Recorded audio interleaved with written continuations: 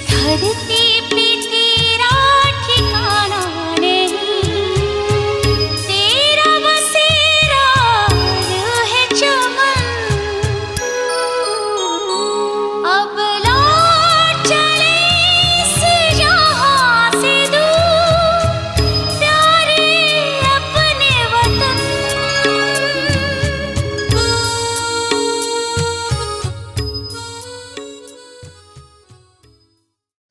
ओम शांति।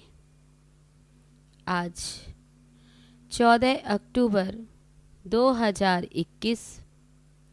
बाबा कहते मीठे बच्चे, योग बल से विकारों रूपी रावण पर विजय प्राप्त कर सच्चा सच्चा दशहरा मनाओ। प्रश्न है, रामायण और महाभारत का आपस में क्या कनेक्शन है? दशहरा किस बात को सिद्ध करता है? उत्तर है, दशहरा होना माना रावण खत्म होना और सीताओं को छुटकारा मिलना। लेकिन दशहरा मनाने से तो रावण से छुटकारा मिलता नहीं। जब महाभारत होती तब सब सीताओं को छुटकारा मिल जाता है। महाभारत लड़ाई से रावण राज्य खत्म होता है। तो रामायण, महाभारत और गीता का आपस में बहुत गहरा कनेक्शन है। गीत है, महफिल में जल उठी शमा परवानों के लिए। ओम शांति। बाप फरमाते हैं कि तुम हो ब्राह्मण संप्रदाय, तुमको अब दैवी संप्रदाय नहीं कह सकते। तुम अब हो ब्राह्मण संप्रदाय, पीछे दैवी संप्रदाय बनने वाले हो।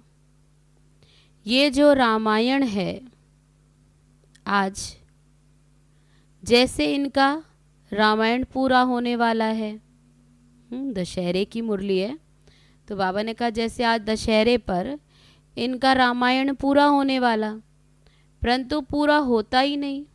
अगर रावण मरता है तो रामायण की कथा पूरी होनी चाहिए, परंतु होती नहीं। छुटकारा होता है महाभारत से। अब ये भी समझने की बातें हैं, रामायण क्या है और महाभारत क्या है। दुनिया तो इन बातों को जानती नहीं। रामायण और महाभारत दोनों का कनेक्शन है। महाभारत लड़ाई से रावण राज्य खत्म होता, फिर ये दशहरा आदि मनाने का ही नहीं। गीता अथवा महाभारत भी है रावण राज्य को खत्म करने वाले। अभी तो टाइम है, तैयारी भी हो रही है। वह है हिंसक और तुम्हारी है अहिंसक। तुम्हारी है गीता, तुम गीता का ज्ञान सुनते हो। उससे क्या होने का है? रावण राज्य खलास होने का। वह भल रावण को मारते हैं, परंतु राम राज्य तो होता नहीं। अब रामायण और महाभारत है ना, तो महाभारत है रावण को खलास करने के लिए। ये बड़ी गुह्य समझने की बातें हैं, इसमें विशाल बुद्धि चाहिए। बाप समझाते हैं, महाभारत लड़ाई से रावण राज्य खत्म होता है। ऐसे नहीं कि सिर्फ रावण को मारने से रावण राज्य खत्म हो जाता।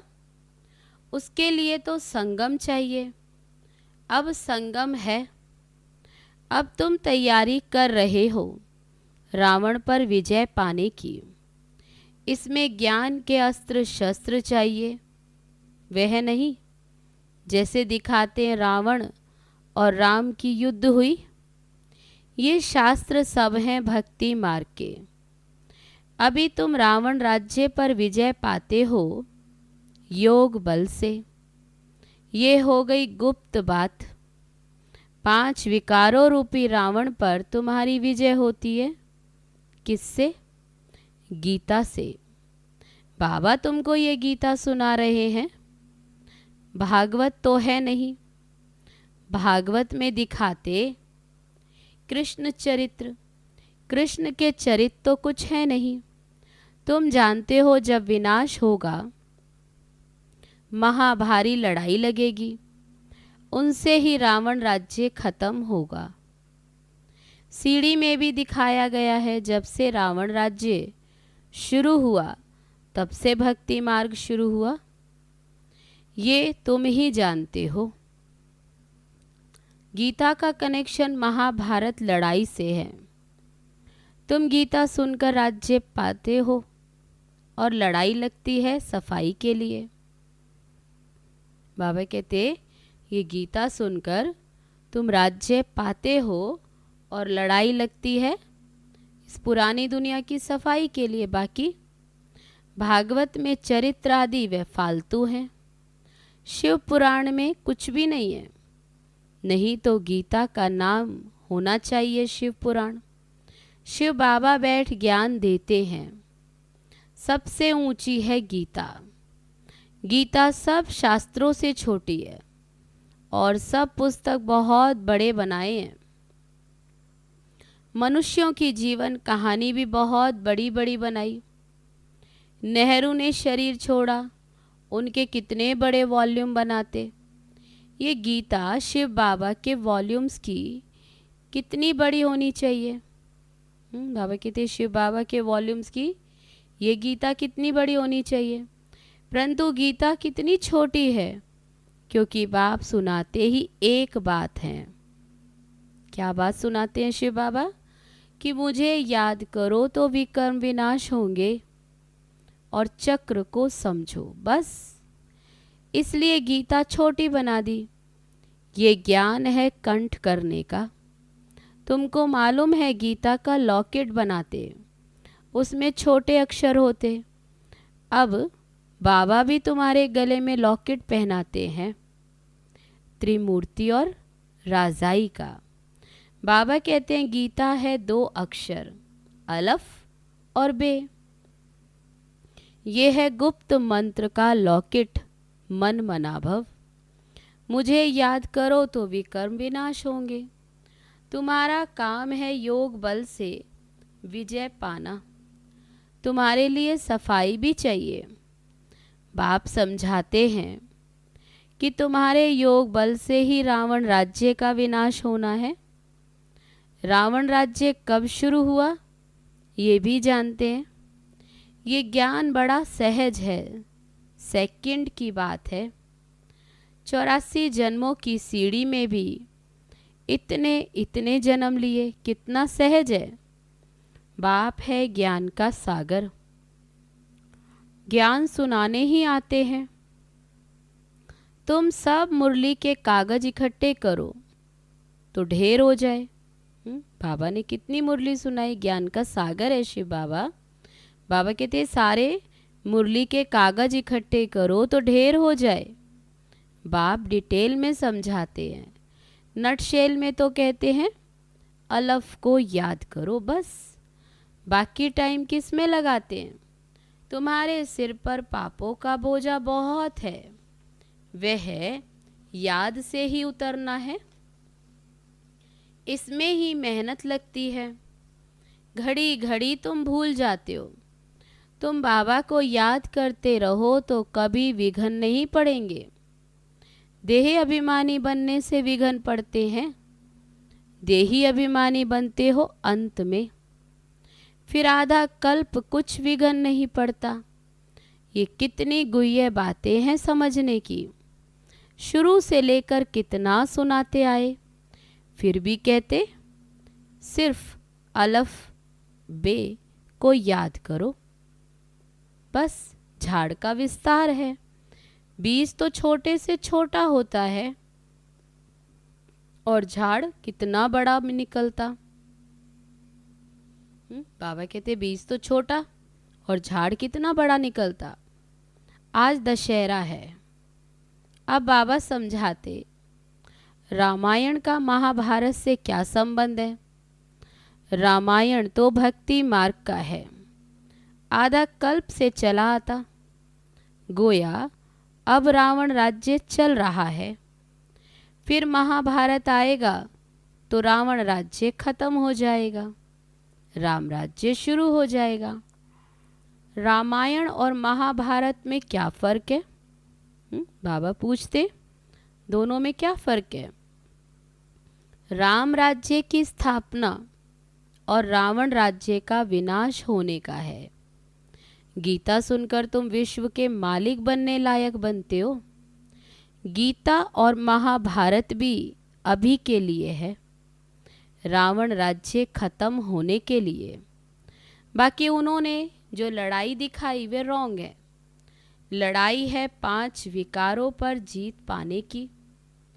तुमको बाप गीता के 2 अक्षर सुनाते हैं, मन मना भव, मध्याजी भव। गीता के शुरू में और अंत में ये 2 अक्षर आते हैं।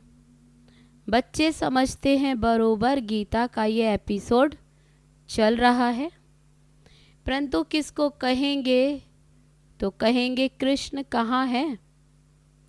बाबा की समझानी और भक्ति मार्ग के शास्त्रों में कितना फर्क है ये कोई नहीं जानते कि ये रामायण क्या है, महाभारत क्या है। महाभारत लड़ाई के बाद ही स्वर्ग के द्वार खुलते हैं, परंतु मनुष्य ये समझेंगे नहीं। इसलिए तुम परिचय ही बाप का दो। बाबा कहते इसलिए परिचय तुम एक बाप का दो। बाबा कहते माँ में कम याद करो। ये बाप सारी दुनिया के लिए कहते हैं। एक गीता को ही खंडन किया है। गीता का सभी भाषाओं में प्रचार है। तुम्हारे राज्य में भाषा ही एक होगी, वहाँ कोई शास्त्र पुस्तक आदि नहीं होगा, वहाँ भक्ति मार्ग की कोई बात नहीं रहती। भारत का ताल्लुक है ही रामायण, महाभारत और गीता से। भगवान तो बच्चों को गीता सुनाते हैं जिससे तुम स्वर्ग के मालिक बनते हो। महाभारत लड़ाई जरूर लगनी चाहिए जो पतित दुनिया खत्म हो जाए। गीता से तुम पावन बनते हो। पतित पावन भगवान आते ही अंत में है। कहते हैं काम महाशत्रु है, इस पर विजय पानी है। काम विकार से कभी हार नहीं खानी, इनसे बहुत नुकसान होता। विकारों के पिछाड़ी बड़े बड़े नामी ग्रामी मिनिस्टर्स आदि भी अपना नाम बदनाम करते हैं। काम के पिछाड़ी बहुत खराब होते, इसलिए बाप समझाते हैं। बाबा के पास जवान जवान बच्चे आते, ऐसे बहुत हैं जो ब्रह्मचर्य में रहते, सारी आयु शादी नहीं करते। फीमेल्स भी होती हैं। नन्स कब विकार में नहीं जाती, परंतु उससे कोई प्राप्ति है नहीं। यहाँ तो बात है पवित्र बन, जन्म जन्मांतर स्वर्ग के मालिक बनने की। जन्म जन्मांतर के पापों का बोझा सिर पर है, वह जब कटे तब स्वर्ग में चले। यहाँ मनुष्य पाप करते रहते, करके एक जन्म कोई सन्यासी बनते, जन्म तो विकार से लेते। रावण राज्य में विकार बिगर जन्म होता नहीं। पूछते हैं वहाँ जन्म कैसे होगा, योग बल किसको कहा जाता?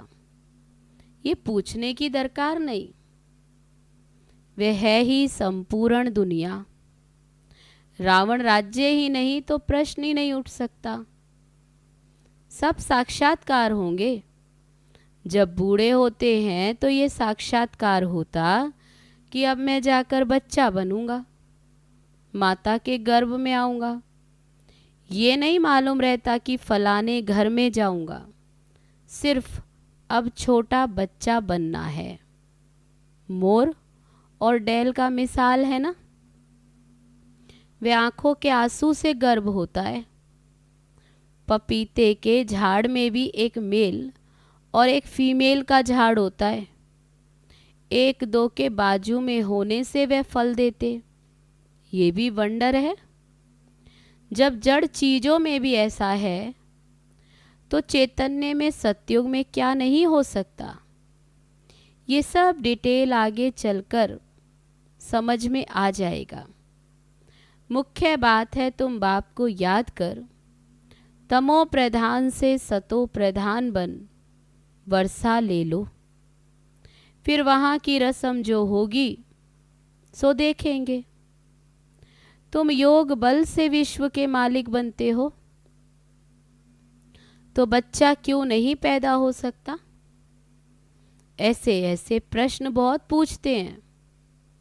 फिर कोई बात में जवाब पूरा नहीं मिला तो गिर पड़ते। थोड़ी बात पर ही संशय आ जाता। शास्त्रों में ऐसी बातें हैं नहीं। शास्त्र हैं भक्ति मार्ग के। परम पिता परमात्मा आकर ब्राह्मण धर्म, सूर्यवंशी चंद्रवंशी धर्म की स्थापना करते हैं। ब्राह्मण है संगम युगी। बाबा को संगम युग पर आना पड़ता है। पुकारते भी हैं, हे पतित पावन आओ। उस तरफ वाले कहते, हे लिबरेटर दुख से लिबरेट करो। दुख देते कौन है ये भी उन्हों को मालूम नहीं। तुम जानते हो रावण राज्य खत्म होता, तुमको बाबा राजयोग सिखलाते हैं। जब पढ़ाई पूरी होती तब विनाश होता, जिसका नाम महाभारत रखा है। महाभारत में रावण राज्य खत्म होता। दशहरे में एक रावण को खत्म करते। अब वह है हद की बातें, यह है बेहद की बातें। ये सारी दुनिया खत्म हो जाएगी तो इतनी छोटी छोटी बच्चियां नॉलेज कितनी बड़ी ले रही हैं। वे जिस्मानी नॉलेज जैसे घासलेट है। बाबा कहते वे दुनियावी पढ़ाई, इस पढ़ाई के आगे, इस नॉलेज के आगे जैसे घासलेट। ये है सच्चा घी। तो रात दिन का फर्क है। रावण राज्य में तुमको घासलेट खाना पड़ता है, आगे इतना सस्ता सच्चा घी मिलता था। फिर महंगा हो गया तो तेल खाना पड़ता है। ये गैस बिजली आदि पहले ये कुछ भी नहीं था। थोड़े ही वर्षों में देखो कितना फर्क पड़ा।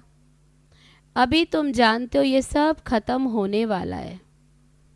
शिव बाबा हमें लक्ष्मी नारायण जैसा बनने के लिए पढ़ा रहे हैं। ये नशा इस बाबा को तो बहुत रहता। बच्चों को माया भुला देती है। जब कहते हैं हम बाबा से वर्षा लेने आए हैं तो वह नशा क्यों नहीं चढ़ता। स्वीट होम, स्वीट राजधानी भूल जाती है। बाबा जानते हैं जो जो हड्डी सर्विस करते हैं वही महाराज कुमार बनेंगे।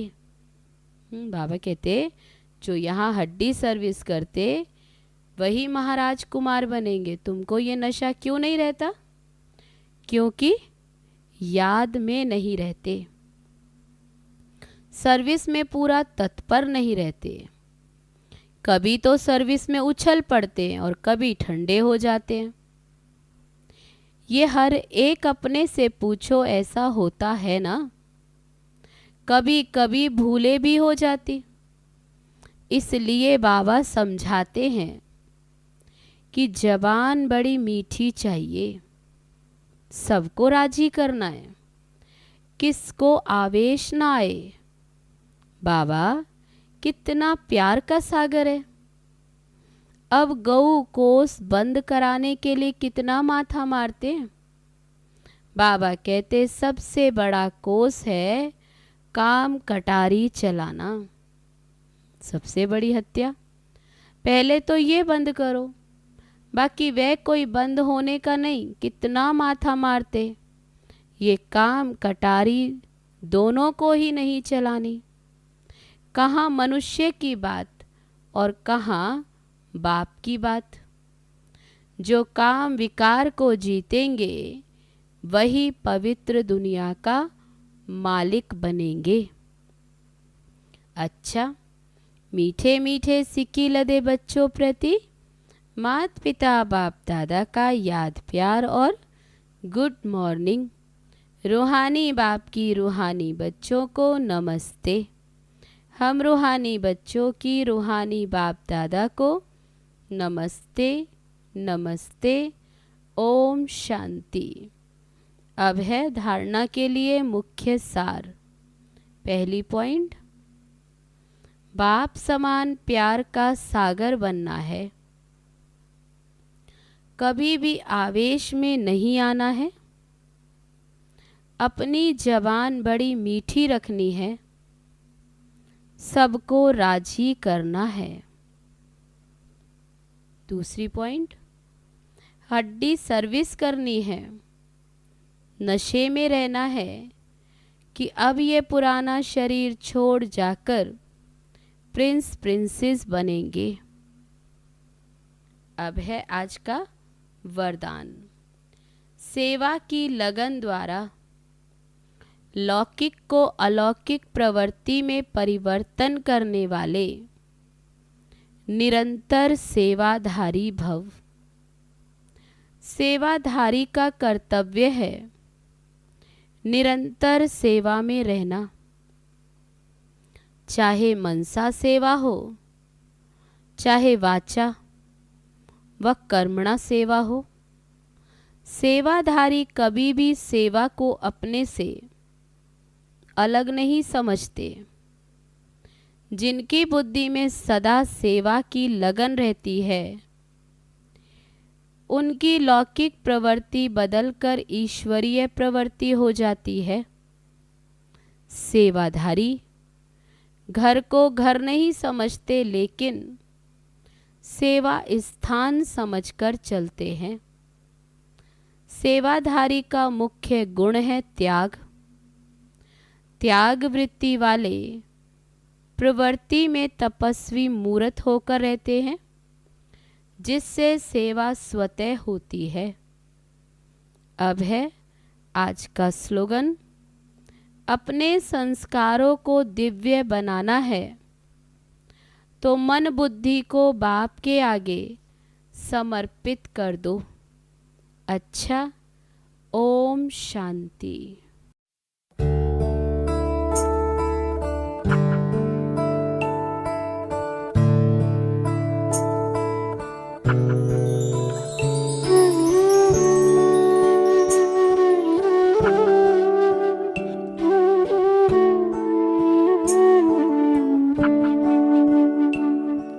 बाबा तुम कितने अच्छे हो, बाबा तुम कितने प्यारे हो। सच कहते हैं हम, एक तुम ही अपनी आँखियों के तारे हो।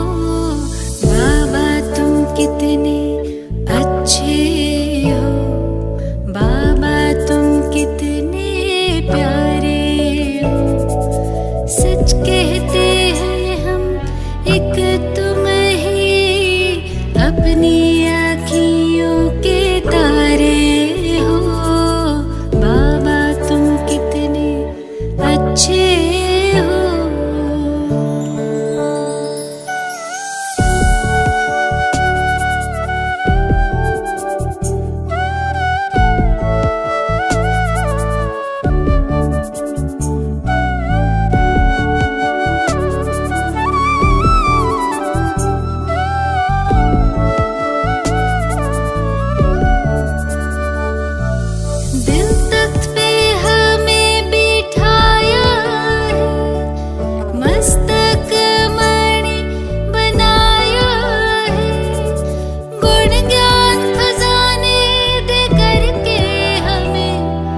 सबसे